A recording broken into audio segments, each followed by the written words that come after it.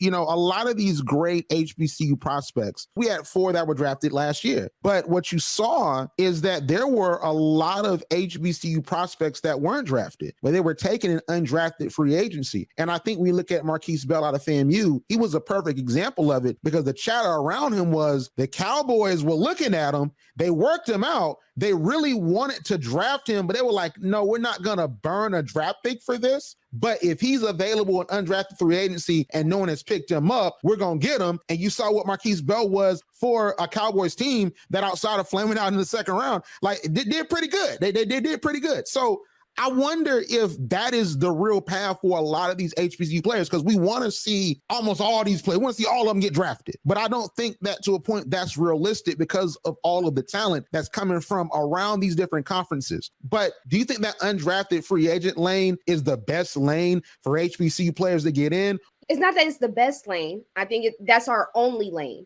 And I believe that's really sad, because the people even while you were talking, and you said that, and I was reading about it, preparing for this show, it was just like people still think that HBCUs don't produce good products.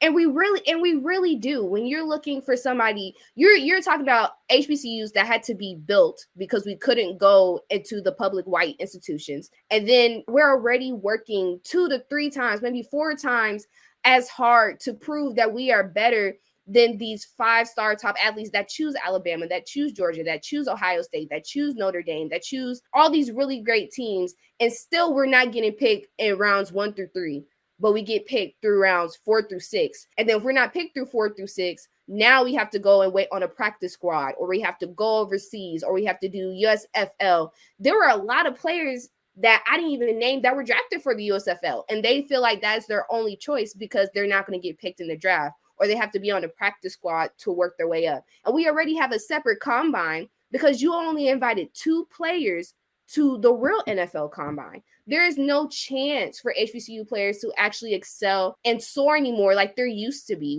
It's not a Deion Sanders draft anymore. It's not a Shannon Sharp draft anymore. We're just going to pick them because they have that ability. There's no longer trying to introduce Black, athletic, strong players anymore. We're already there. We're just trying to be more dominant. So like I said, it's not the best way. It's our only way, and I wish it wasn't. But I believe this draft class specifically might change that. I feel like we might get at least maybe 7 players out of this draft, hopefully in the 3rd round and above.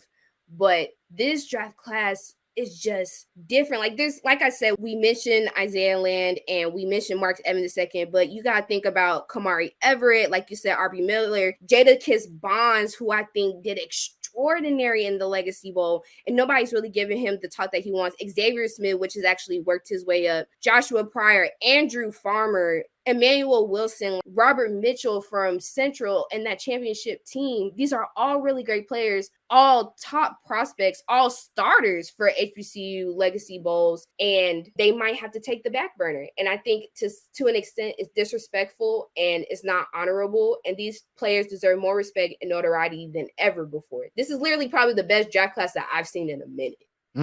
That's powerful. Like the best draft class you've seen in a minute. And I can agree on that, because I just think that because of the transfer portal, I think that because of the ways that players train, and also, the dearth of footage and the way that these players study and they grow their mind for the game, I think that they've gotten better. And a lot of these guys come in to college ready for the pros. They just need that experience, and they need the opportunity to make it happen. And of course, we have a list of every HBCU player that was drafted from 1950 with Bob Stonewall Jackson, from North Carolina A&T, all the way to Joshua Williams and to Kobe Durant, that were running the NFL last year. And I think that possibly the Kobe Durant and Joshua Williams got some folks drafted this year, and the draft, as we're recording this, hadn't even started yet.